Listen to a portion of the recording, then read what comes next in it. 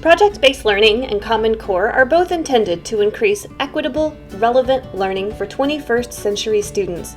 Implementing them simultaneously, however, can be a lot to take on, particularly when it comes to reading and writing. And that got me thinking, what can we do to make the marriage work? My capstone aims to identify practices and tools that make the union of PBL and Common Core possible, leaning on teaching methods that make sense. Here's my video.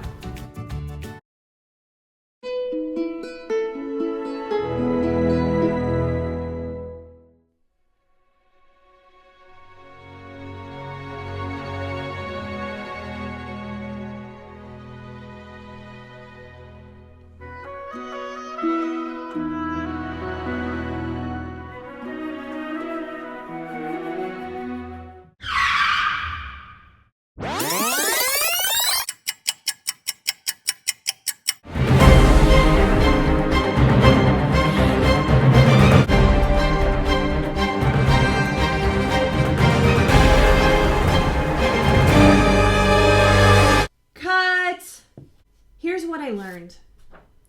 We need to emphasize the learning over the project. Sometimes that will look like traditional teaching, and sometimes it won't. Make sure you pick a few standards and make sure students know what those standards are. Computers are helpful, so use them. Collaboration is powerful too. Make sure your learning goals are crystal clear so students know where they're going and they can get to the deeper learning that project-based learning and Common Core are going for in the first place. That way,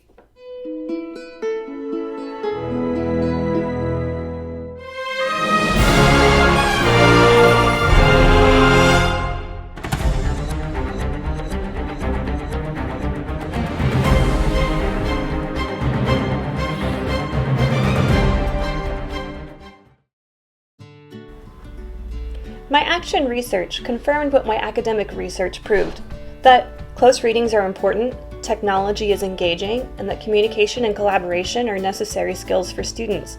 But the real formative part of my learning came when I discovered John Hattie and Michael McDowell, both of whom argue that project-based learning is terrific for deep learning, but that foundational skills need to be taught as well. For more about my research, you can look at the research page on my website. That's where you can find my research paper, a screencast, and my research poster. It includes an overview of a project-based learning unit, as well as pre- and post-test scores and student responses. To learn more about my research, check out the Learn More page.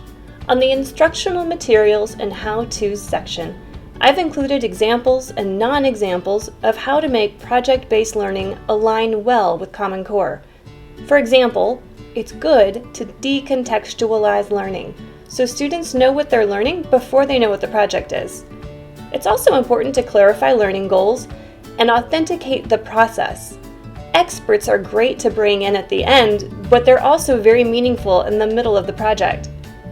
There's also examples of how to make sure student feedback is focused on standards, how to use visuals effectively, and how to teach the basic skills by using some cool tech tools instead of standing at the front of the room. Sometimes the best starting point is a sample lesson. The lessons contained on my webpage are a mix of high and low tech integration, and they're divided into the types of lessons necessary for a PBL unit. I've included the art of the hook, as well as building foundational knowledge activities. These are examples that I've created as well as my students.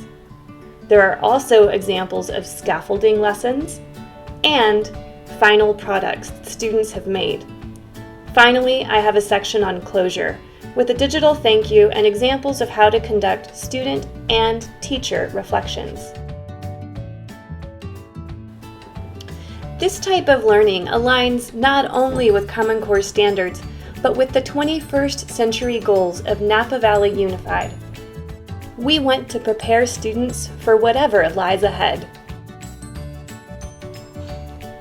My many thanks are due to Touro University, Cohort 11, Napa Learns, and my family, who supported me through all of my research.